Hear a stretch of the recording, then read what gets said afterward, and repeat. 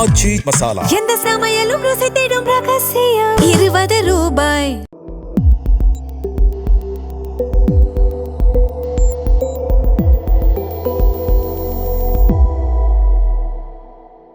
Sir வணக்கம். வணக்கம் sir, இப்போ தேர்தல் நெருங்கிக்கிட்டே இருக்கு. இந்த தேர்தலை பொறுத்தளவில் ஒரு விசித்திரமான ஒரு விஷயம் என்னன்னு பார்த்தீங்கன்னா, அசம்பிளி எலெக்ஷன் மாதிரியே இல்லை. பார்க்கும்போது ஏதோ லோக்சபா எலெக்ஷன் தான் நடக்குதோ அப்படின்ற மாதிரியான ஒரு தோற்றம் இருக்கு. அது காரணம் என்னன்னா, திமுக ஒரு நரேட்டிவை செட் பண்றாங்க. பாஜகவுக்கும் திமுகவுக்கும் தான் மோதல் அப்படின்ற மாதிரி நரேட்டிவ் செட் பண்றாங்க. அவங்க கையில் எடுக்கக்கூடிய இஷ்யூஸும் பார்த்தீங்கன்னா நேஷனல் இஷ்யூஸ் எல்லாம் கையில் எடுக்கிறாங்க. டீலிமிட்டேஷனை கையில் எடுக்கிறாங்க, யூனிஃபார்ம் சிவில் கூட கையில் எடுக்கிறாங்க, எங்களுக்கு ஃபண்ட்ஸ் வரல, நீட்டு, இந்த மாதிரியான நிறைய இஷ்யூஸை கையில் எடுக்கிறாங்க. அதிமுகவும் அதை சொல்றாங்க, இது அசம்பிளி எலெக்ஷன், லோக்கல் இஷ்யூஸை பேசுங்கன்றாங்க. இல்லை, நேஷனல் இஷ்யூஸ் தான் கையில் எடுப்போம்னு திமுக நேஷனல் இஷ்யூஸை பேசிக்கிட்டு இருக்காங்க. ஸோ எப்படி பார்க்குறீங்க?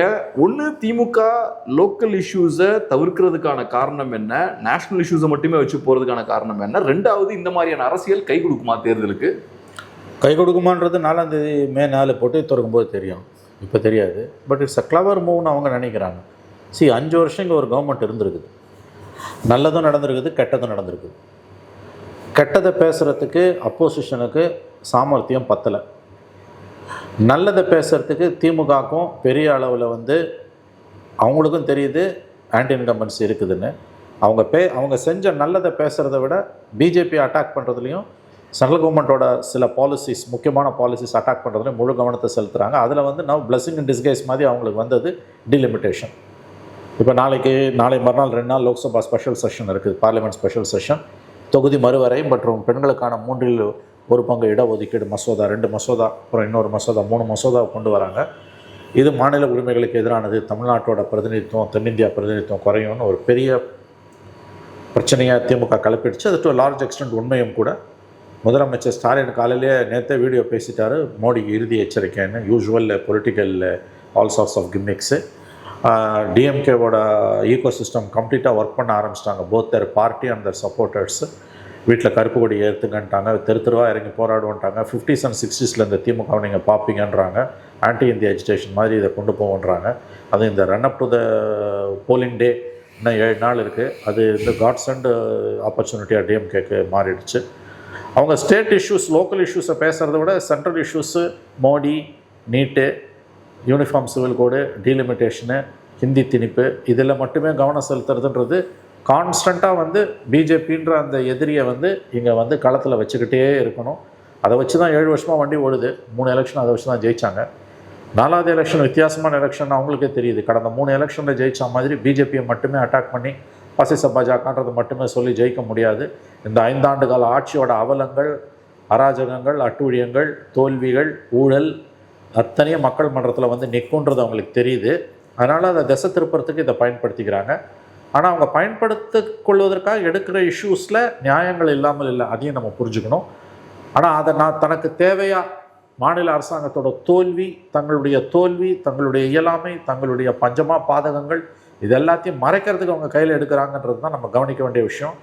இதில் இந்த மாதிரி டைவர்ஷனரி டாக்டிக்ஸ் தான் இது ஒரு விதத்தில். இதுக்கு அவங்க சக்ஸஸ் ஆகிறதுக்கு இல்லை சக்ஸஸ் ஆகிற மாதிரியான தோற்றத்தை உருவாக்குறதுக்கு காரணம் அப்போசிஷனோட செயலற்ற தன்மை. அதிமுகன்ற கட்சி ஒரு எதிர்கட்சியாகவே 5 வருஷத்துலையும் செயல்படலை. இப்போ கடந்த 1 மாதமாக எலெக்ஷன் ஃபீவர் ஸ்டார்ட் ஆன பிறகும் செயல்படலை. Opposition has to pin down the ruling party. அதுக்கு அப்போசிஷனுக்கு எந்த விதமான சாமர்த்தியமும் இல்லை. அது லட்டு மாதிரி டிஎம்கேக்கு மாட்டிக்குது. நெரேட்டிவை செட் பண்ணுறதுல டிஎம்கேக்கு திறமை ஜாஸ்தி. மீடியா அவங்க கண்ட்ரோலில் இருக்குது. 90% மீடியா, அச்சு மற்றும் காட்சி ஊடகங்கள் திமுகவோட இரும்பு பிடியில் இன்றைக்கி இருந்துக்கிட்டு இருக்குது. எலெக்ஷன் ஸ்டார்ட் ஆகும்போது வழக்கமாக மீடியா கொஞ்சம் சுயமரியாதையோட முதுகெலும்போடு நிற்கும். அதுவும் இந்த தடவை சுத்தமாக இல்லை.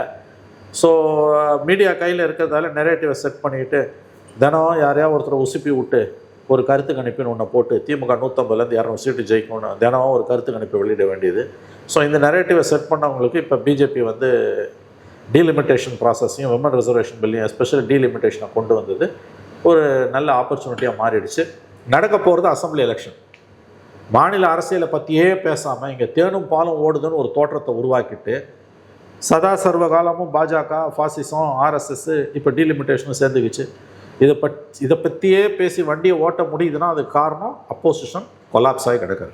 சரி, இப்போ நீங்கள் சொன்னீங்க 5 வருஷமா எதிர்க்கட்சி பெருசாக செயல்படலை, அதிமுக பெருசாக செயல்படலன்னு சொன்னீங்க. அது ஓகே, ஓரளவுக்கு உண்மைதான். ஆனால் இப்போ எலெக்ஷன் கிட்ட வந்ததுக்கப்புறம் அக்ரெசிவாக செயல்படுறாங்களே. இப்போ இபிஎஸ் அவர்கள் சுற்றுப்பயணம் போறாரு, நல்லா நிறைய இஷ்யூஸ் பேசுறாரு. அவங்களும் எனக்கு தெரிஞ்சு ஃபுல் ஸ்ட்ரென்த்தோட தான் ஒர்க் பண்ணிட்டு இருக்காங்கன்னு நினைக்கிறேன். அஃப்கோர்ஸ் மீடியாவில் பெரிய கவரேஜ் அது கொடுக்கல, பட் பத்தலையாங்க. அது எப்படி நீ you have to set the agenda இல்லைங்க. நீங்கள் இது கடந்த 5 வருஷம் செயல்படாமல் இப்போ கடைசி காலத்தில் வந்து செயல்பட்டிங்கன்னா என்ன பெரிய மரியாதை இருக்கும். இப்போ மட்டும் என்ன பெருசாக உங்களால் பண்ண முடியுது நான் கேட்குறேன். அஃப்கோர்ஸ் இந்த அவைலபிள் செட்டப்புக்குள்ளே தான் நீங்கள் ஒர்க் பண்ணணும். என்ன பெருசாக அவங்களால பண்ண முடியுது? ஏடிஎம்கேவால், பிஜேபியால், எஸ்பெஷலி ஏடிஎம்கேவால் எவ்வளோ பிரச்சனைகள் இருக்குது. எதை பேசினாங்க அதை விட்டு உதயநிதி பால்டாயில் குடிச்சான்னு பேசினு கிடக்கிறாரு. தேவையான இது இவர் வாயால் உதயநிதி பேரை சொல்லக்கூடாது. முந்தா நாள் தினமலரில் அழகாக ஒரு ஆர்டிகல் எழுதியிருந்தான். எதற்காக உதயநிதி பெயரை உச்சரிக்கிறார் எடப்பாடி பழனிசாமி? கலைஞரும் ஜெயலலிதாவும் இருக்கும்போது ஜெயலலிதா பற்றி மட்டும்தான் கலைஞர் சொல்லுவார். மற்றபடி வேறு யாரையும் ரொம்ப ரேர் அக்கேஷனில் தான் எவனாவது மந்திரி ரொம்ப அட்டுழியம் பண்ணான்னா சொல்லுவார். ஜெயலலிதா, கருணாநிதியை தவிர வேறு யாரையும் தொட மாட்டாங்க. ஸ்டாலினை கூட தொட மாட்டாங்க அந்த அம்மா. ஏன் எதிரினா நீ மட்டும்தான், உன்னை சுற்றி இருக்கவன் எவனும் எனக்கு கவலையே கிடையாது. அதே மாதிரி கலைஞருக்கு ஜெயலலிதா தான். ஜெயலலிதா சுற்றி இருக்க அந்த கூட்டத்தில் யாரை பற்றியும் அவர் தொட மாட்டார். ஏன்னா பெரிய தலைவர்களுக்கு அவங்க வாயால் யாரோட ஒருத்தரோட பேரை சொல்லிட்டாங்கன்னா இவங்க பக்கம் எவ்வளோ நியாயம் இருந்தாலும் அது எடுப்படாது. இவங்களோட லைம் லைட் அப்படியே அந்த எதிரிக்கு கிடைச்சிடும். ஆப்போசிட் ஆளுக்கு கிரெடிபிலிட்டி கொடுத்துருவாங்க. ஈக்குவலான இது வந்துடும். உதயநிதி உங்களை எவ்வளோ வேணால் திட்டலாம், நீங்கள் அதுக்கு பதில் சொல்லக்கூடாது. அதான் கீழே 10 பேர் எவ்வளோ பேர் இருக்கான், அதில் 3 பேரை விட்டு 4 பேர் விட்டு பதில் சொல்லணும். அவர் என்ன சொல்கிறார்? 19 சொன்னார், 21 சொன்னார், 24 சொன்னால் அப்போ தான் உயரமே எடப்பாடிக்கு தெரியலையே. அவர் தவிழ்ந்து போனார்னா நீ பால்டாயில் குடிச்ச, நீ காலில் போய் விழுந்தனா நீ 6 காலில் பார்த்த ராத்திரி 2:30 மணிக்கு இன்ஸ்டாகிராமில், இதெல்லாம் நீ பேசுகிற பேச்சா? உதயநிதி பேரையே அவர் சொல்லிடக்கூடாது. அப்போ இன்னமும் தான் உயரமும் அவருக்கு தெரியல, தான் ஸ்ட்ராட்டஜியும் அவருக்கு தெரியல. இப்போ இதெல்லாம் தான் டிஎம்கேவோட அட்வான்டேஜாக மாறுது. அழகாக பாருங்கள், ஒரு அசம்பிளி எலெக்ஷனுங்க 5 வருஷம் ஒரு கவர்மெண்ட் இங்கே இருந்திருக்குங்க. எவ்வளோ நல்லது நடந்திருக்கு, எவ்வளோ கெட்டது நடந்திருக்கு. கெட்டதை தான் நம்ம பேச முடியும், நல்லதை திமுக பேசிக்கிட்டோம். எதை இவங்களால பேச முடிஞ்சுது? அவங்க என்ன அழகாக இப்போ டைவெர்ட் பண்ணுறாங்க. இங்கே தேனும் பாலும் அப்படியே வெள்ளமாக ஓடுது, கங்கை வெள்ளமாக ஓடுது. இங்கே எல்லாத்துக்கும் பிஜேபி பிஜேபி பிஜேபி பிஜேபி பிஜேபின்னு சொல்லி எப்படி இது பார்லிமெண்ட் எலெக்ஷன் மாதிரி இந்த நரேட்டிவை டைவெர்ட் பண்ண முடியுது அவங்களால? உன்னால் அதை தடுத்து நிறுத்தி கொஸ்டின் பண்ண முடியல. அது வந்துச்சு, இப்போ டீலிமிட்டேஷன் வந்துச்சு, இதை வச்சு 5 நாள் ஓட்டிடுவாங்க. ஆகவே இவங்களுக்கும் வந்து சென்ட்ரல் கவர்மெண்ட்டுக்கும் பிஜேபிக்கும் கூட வந்து ஒன்றும் ஸ்ட்ராட்டஜி இருக்கிறதா தெரியல. எடப்பாடியால் இதை ஹேண்டில் பண்ண முடியல. பர்செப்ஷனில் தோற்று தான் நிற்கிறார். ஒன்று டீலிமிட்டேஷன், 2வது மோடி அவர்களோட சேர்ந்து பிரச்சாரம் பண்ணிட்டு இருக்காரு. ஆமாம், இது அதிமுகவுக்கு இந்த இஷ்யூஸ்லாம் பின்னடைவை ஏற்படுத்துமா? கண்டிப்பாக ஏதாவது ஒரு விதத்தில் பின்னடைவை ஏற்படுத்துங்க. Already minorities are rattled. அதுவும் விஜய் பக்கம் போன ஓட்டு கூட வந்து விஜய் வந்து அந்த ஒரு 2-3 வீக்ஸ் வந்து was dilly dallying, was flirting with BJP. Dinathanthi பேப்பரில் வந்து என்டிஏ கூட்டணியில் விஜய்னு கொட்டை எழுத்தில் தலையங்கம் இது போடுறான், பேனர் நியூஸ் போடுறான். அப்போல்லாம் ஒரு பதில் சொல்லாமல் 2 வாரம் பொறுத்து ரம்சான் கஞ்சி குடிச்சிக்கிட்டு இஃப்தாரில் பிஜேபியோட போக மாட்டேன்னு எவன் நம்புவான்? ஸோ அப்படி நகர்றாங்க. மைனாரிட்டிஸை வந்து திமுக வந்து கடந்த 10 ஆண்டுகளாக, எஸ்பெஷலி கலைஞர் மரணத்துக்கு பிறகு இந்த 7-8 ஆண்டுகளாக பிஜேபிக்கு எதிர்ப்பான ஒரு மனநிலையை மிகப்பெரிய அளவில் தமிழ்நாட்டில் வளர்த்ததில் திமுகவுக்கு மிக மிக மிக மிக மிக பெரிய பங்கு இருக்குது. அதை அவங்க சிஸ்டமேட்டிக்காக பண்ணுறாங்க. அதில் நியாயங்களும் இருக்குது, நான் மறுக்கல. ஆனால் அதை பொலிட்டிக்கலாக கல்டிவேட் பண்ணி அதோட பெனிஃபிட்ஸ் அவங்க ரீப் பண்ணுறாங்க அழகாக. அவங்களுக்கு ஒரு சின்ன ட்ராபேக் வந்தது விஜய் ஃபேக்டர் வந்த பிறகு. பட் அது விஜயோட 2-3 weeks of Delhi dallying with BJP, அந்த அந்த மினிமம் ஃபோர்ஸஸ் வந்து shifted back to DMK lines. So அவங்களுக்கு வந்து இதுவரை ஹிஸ்ட்ரியில் இல்லாத அளவுக்கு, தமிழ்நாடு பொலிட்டிக்கல் ஹிஸ்ட்ரியில் இல்லாத அளவுக்கு மைனாரிட்டிஸ் ஓட் அது 16% இருக்கலாம், 80% இருக்கலாம். அதில் sizeable over 75 nearly 75%, 70 to 75%, above 70% DMK பக்கம் தான் போகுது. ஸோ அது உங்களுக்கு ஒரு ஹியூஜ் அட்வான்டேஜ் உங்களுக்கு வந்து. அப்போ இந்த மாதிரி வந்து மேலும் மேலும் சில இஷ்யூஸ் வரும்பொழுது அவங்க அதிலேயே போட்டு சிஐஏக்கு ஓட்டு போட்டதை எடுத்து இப்போ எதுக்கு பேசுகிறாரு அவர்? அதை ரிமைண்ட் பண்ணிக்கிட்டே இருக்கார்ல. இந்த பிஜேபின்றதை சொல்லி தானங்க 8 வருஷமாக வண்டி ஓடுது. 3 எலெக்ஷன் அதை வச்சு தான் ஜெயிச்சிங்க. ஆனால் 4வது எலெக்ஷன் அவ்வளோ ஈஸி இல்லை. ஏன்னா this is your genuine election. ஆனால் 2 பார்லிமெண்ட் எலெக்ஷன் வேறு டைனமிக்ஸ் வரும். ஆனால் பட் எம்ஜிஆரே லோக்சபா எலெக்ஷனில் தோற்றுருக்காரு. 21 அசம்பிளி எலெக்ஷன் லிஸ்ட்டே கிடையாது. ஏன்னா நீங்கள் 10 வருஷம் பவரில் இல்லாமல் வரீங்க. This time is your acid test. அக்னி பரீட்சான்றது இப்போ வர்றது தான் உங்களுக்கு. அதுதான் அதை டைவெர்ட் பண்ணுறதுக்கு கம்ப்ளீட்டாக வந்து BJP, central government, RSS, Modi, இப்போ டீலிமிட்டேஷனு, இந்த பக்கம் அவங்க திசை திருப்புறாங்க. And delimitation exercise is a godsend opportunity. And I don't know why Modi government is doing this harakiri, suicide politics. இன்னொரு ஒரு கேள்வி சார், இப்போ பிஜேபியை டைரக்டாக எதிர்க்கிறது ஒன்று, ஆனால் பிஜேபியை வச்சு அரசியல் பண்ணுறது வேற ஒன்று. ஆமாம். இப்போ திமுக என்ன பண்ணுறாங்கன்னா பிஜேபி வச்சு அரசியல் பண்ணிட்டு இருக்காங்க. ஓட்டை வாங்குறது 24லயும் பண்ணாங்க, 26லயும் பண்ணிட்டு இருக்காங்க. 24ல பாஜகவோட ஓட் ஷேர் இன்க்ரீஸ் ஆகுது. என்ன பொறுத்தளவு அதுக்கான காரணம் என்னன்னா, பிஜேபின்னு பேசிட்டே இருந்தா ஆன்டி-டிஎம்கே ஓட்ஸ்லாம் பிஜேபி கிட்ட போய் கன்சாலிடேட் ஆகும் இல்லையா? ஸோ இப்போ ஓகே, பிஜேபிக்கு ஓட்டு போட்டால் திமுக கவுண்டர் பண்ணலாம் நினச்சிட்டு அவங்க பிஜேபிக்கு ஓட் போடுவாங்க. இப்பயும் அதே தான் பண்றாங்க. ஸோ ஒரு வகையில் பார்க்கும்போது திமுக பாஜக எதிர்க்கிற மாதிரி இருந்தாலும் மறைமுகமா திமுகவோட அந்த பாலிடிக்ஸ் நகர்ந்துட்டு இருக்குங்க. மறைமுகமா பிஜேபியோட கை குலுக்கிறது இந்த அந்த மறைமுகமானதுக்குள்ள அந்த ஆங்கிளுக்குள்ளே போல இன்டெரக்டா அது பிஜேபியோட ஓட் ஷேர் இன்க்ரீஸ் பண்ணுதான்னு கேட்குறேன் தமிழ்நாட்டில். இல்லை அது 10 ஆச்சு, அது பார்லிமெண்ட் எலெக்ஷனு, அதுக்கு அண்ணாமலை ஒரு ஃபேக்டர், அதுக்கு இந்த ஃபேக்டரும் இருக்கு. டிஎம்கே பிரைமரி அப்போசிஷன் பிஜேபின்ற மாதிரி ஒரு இமேஜை கிரியேட் பண்ணாங்க. இப்பயும் ஏற்கனவே அதே தான் பண்றாங்க. அப்ப என்ன ஆகும்னா ஆன்டி-டிஎம்கே ஓட்ஸ் அங்க கன்சாலிடேட் ஆகும், அதிமுக அது அவ்வளோ பெரிய அளவில் கன்சாலிடேட் ஆகுமா? ஏடிஎம்கே புஷ் பேக் பண்ணிட்டு பிஜேபி கன்சாலிடேட் ஆகிறதுக்கு வாய்ப்பு குறைவு. 5% ஆச்சு பண்ணுறது, பட் ஸ்டில் 20+ இருக்கு ஏடிஎம்கேக்கு. ஸோ அந்த அளவுக்கு வந்து ரீப்ளேஸ் பண்ணிட்டு பிஜேபி பக்கம் போகிறதுக்கு ஏன்னா ரிப்ளேஸ் பண்ணணும்னு கூட சொல்லல, க்ரோ ஆகுதுன்னு சொல்றேன், அதுக்கு கான்ட்ரிபியூட் பண்ணுதுன்னு சொல்றேன். அது இருக்கலாம், க்ரோ ஆகுதுன்றதை நான் மறுக்கல. There is a chance for that growing, அதில் மாற்று கருத்து இல்லை. இவங்க இது வரைக்கும் அவங்க பொலிட்டிக்கல் ஹிஸ்ட்ரியிலே இல்லாத அளவுக்கு கடந்த 7-8 வருஷமாக வந்து பிஜேபின்னு சொல்லியே 3 எலெக்ஷனை ஜெயிச்சிட்டாங்க.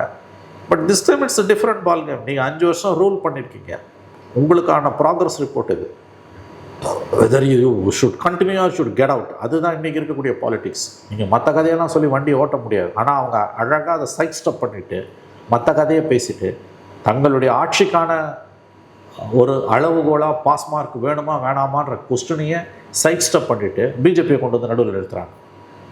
நான் செஞ்ச சாதனைகளுக்காக ஓட்டு போடுன்னு கேட்குறத விட பிஜேபி வந்துடக்கூடாது எனக்கு ஓட்டு போடுன்னு தான் அதிகமாக கேட்குறாங்க.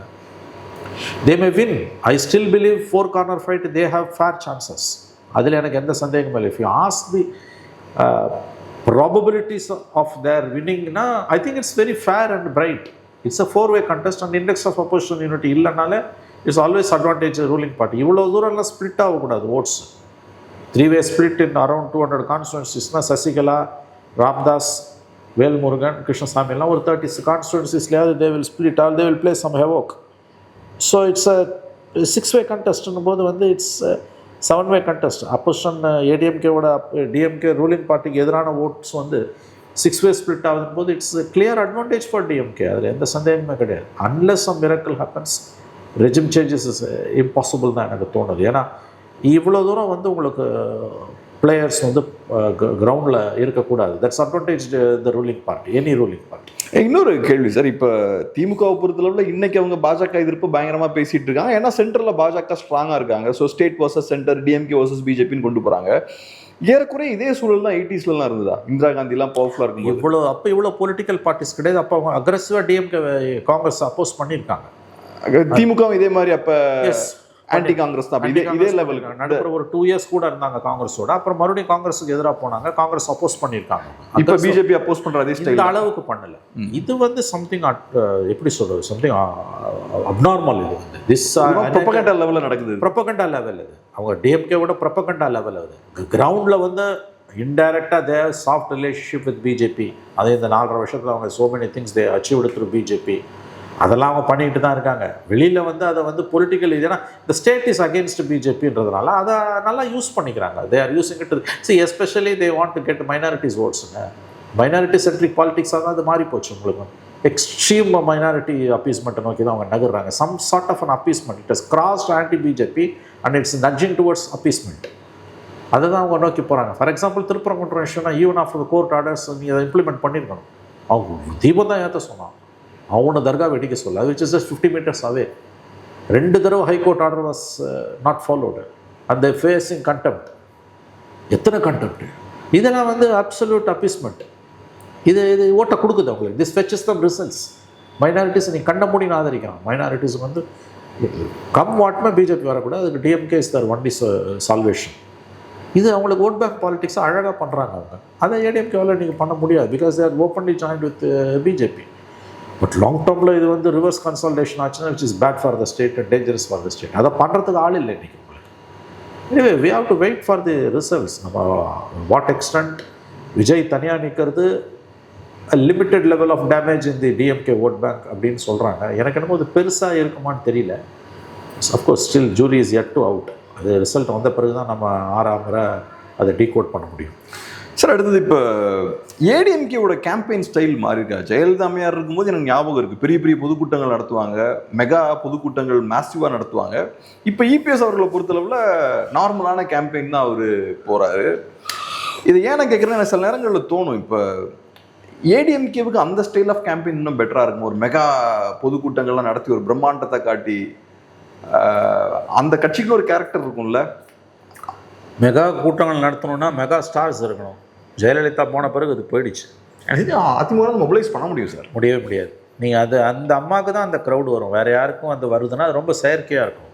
Khan with the glory days of ADMK தான் எனக்கு தோணுது. இன்றைக்கி முடியாதுன்றீங்களா? அது முடியாது, இன்றைக்கி முடியாது. அது இஃப் எடப்பாடி லூசஸ்னால் விச் இஸ் ஆல்மோஸ்ட் இமினன்ட் தான் எனக்கு தோணுது. ஐ திங்க் இது ADMK is some sort of end game தான். அவங்களுக்கு வந்து பேரளவில் தான் பார்ட்டி இருக்கும். Successive 4th defeat with her it is gone. எனக்கு என்னமோ அப்படி தான் தோணுது ஆஃப் லைட். அதுவும் இந்த டிஎம்கேவை ஃபேஸ் பண்ணுறதுன்றது அவ்வளோ ஈஸி இல்லை. கிரவுண்ட் சுச்சுவேஷனும் வந்து இவங்களுக்கு சாதகமாக இல்லை. மைனாரிட்டிஸ் ஓட்டை வந்து அவங்க கம்ப்ளீட்டாக கார்னர் பண்ணி வச்சுருக்காங்க, ரைட்லி ஆர் ராங்லி. அதை உடச்சி இவங்களால் எடுக்க முடியல. ஓப்பனாக போய் நீ வந்து பிஜேபியோட சேர்ந்து ஒன்று அப்படியேவாது போய் தொலைஞ்சிருக்கணும். எதுக்காக 24 வெளியில் வந்தால் 25 உள்ளே போனீங்க?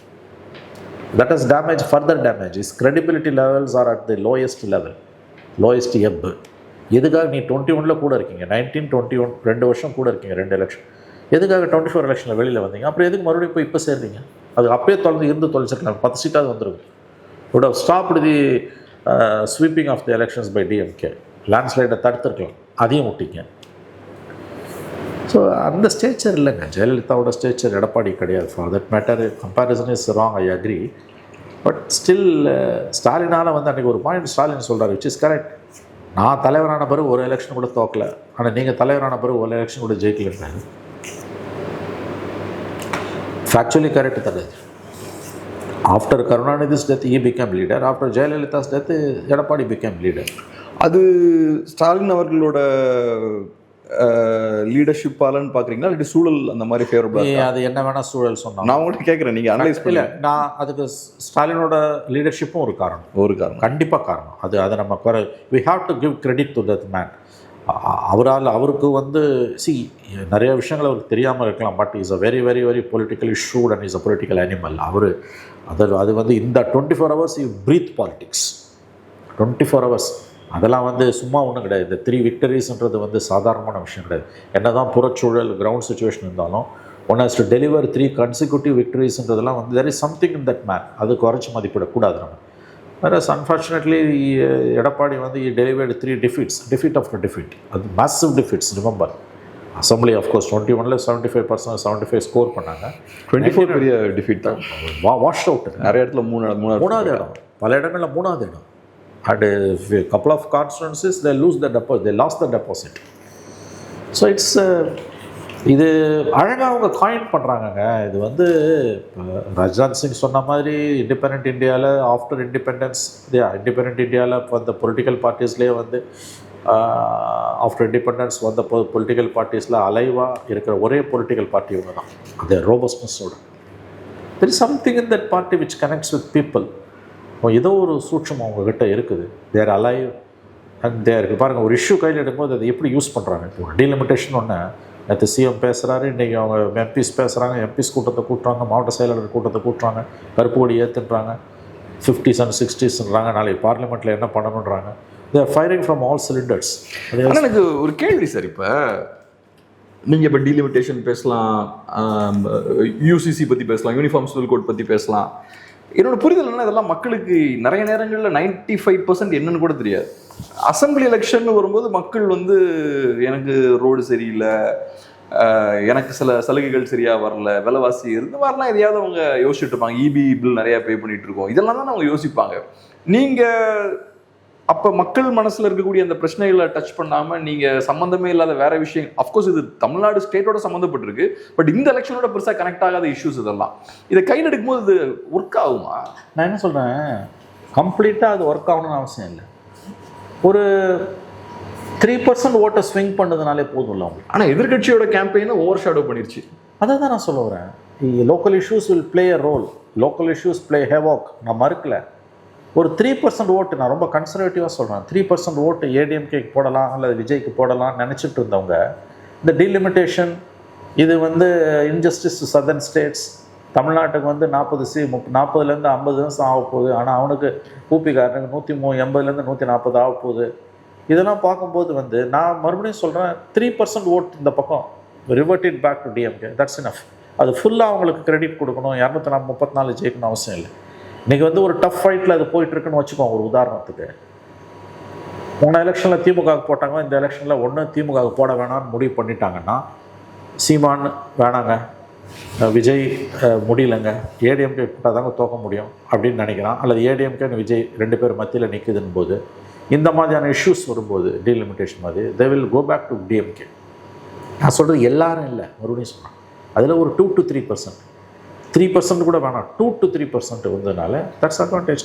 அந்த அட்வான்டேஜ் தான் அவங்க எய்ம் பண்ணுறாங்க. மற்றபடி வந்து அசம்பிளி எலெக்ஷன் வந்து டீலிமிட்டேஷனை வச்சோ யூசிசியை வச்சோலாம் கண்டிப்பாக நடக்காது. லோக்கலில் ஒரு கவர்மெண்ட்டு பண்ண அட்டுழியம், நிறைவேற்ற முடியாத வாய்ப்பு, இப்போ ப்ராமிசஸ்ஸு, நகையை கொண்டு போய் எல்லாரும் கடையில் வச்சுருக்கேன், நாங்கள் வந்து நான் தள்ளுபடி பண்ணிவிடுவோம் சொல்லி கொள்ளை அடித்தது, இதெல்லாம் வந்து மக்கள் மனசில் இருக்க தான் செய்யும். கல்வி கடன்றது வெஞ்சன்ஸ் இருக்க தான் செய்யும். அந்த கவர்மெண்ட்டை பழி வாங்கணும், தண்டிக்கணுன்றது, அவனுக்கு ஒரே வாய்ப்பு குத்துறது, அதெல்லாம் இருக்கும், நான் மறுக்கல. பட் ஸ்டில் படித்தவங்க மத்தியில் ஓரளவு வந்து ப்ராடாக யோசிக்கிறவங்க மத்தியில் வந்து ஆமாங்க இவங்க தப்பு பண்ணுறாங்க, நிறைய தப்பு பண்ணுறான், கொள்ளடிக்கிறான், எல்லாம் பண்ணுறான், பட் இவங்க கிளப்பியிருக்க இந்த இஷ்யூ இன் பிரின்சிபல் இது மோர் டேஞ்சரஸுங்க. அதனால் வந்து நம்ம திமுக ஓட்டு போட வேணான்னு நினச்சி முடிவு பண்ணியிருந்தவங்க அந்த முடிவை மறுபரிசீலனை பண்ணி they can go back to their 21 status quo. ரொம்ப நன்றி சார், அருமையான ஒரு பேட்டிக்கு ரொம்ப நன்றி.